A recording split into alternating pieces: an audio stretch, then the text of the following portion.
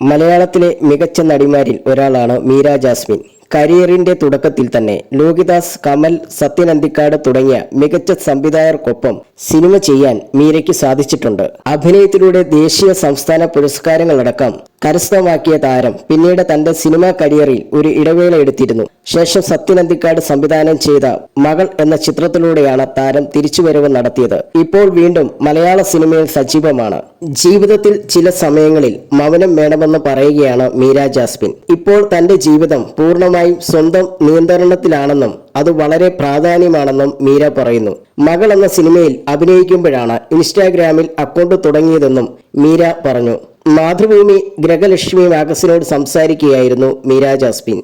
ജീവിതത്തിൽ ചില സമയങ്ങളിൽ നമുക്ക് മൗനം വേണം. എന്റെ ജീവിതം ഇപ്പോൾ നിശ്ചയിക്കുന്നത് ഞാനാണ്. എന്റെ ജീവിതം പൂർണ്ണമായും എന്റെ നിയന്ത്രണത്തിലാണ് എന്നതാണ് ഇപ്പോഴത്തെ ഏറ്റവും വലിയ അനുഭവം. നമ്മളായിരിക്കാൻ ഇത്തരം അവസ്ഥകൾ വളരെ പ്രാധാന്യമാണ്. സോഷ്യൽ മീഡിയയിൽ ആക്റ്റീവായിരുന്ന ഒരാളായിരുന്നില്ല ഞാൻ. മകൾ എന്ന സിനിമയിൽ അഭിനയിക്കുമ്പോഴാണ് ഞാൻ ഇൻസ്റ്റാഗ്രാമിൽ അക്കൗണ്ട് തുടങ്ങിയത്.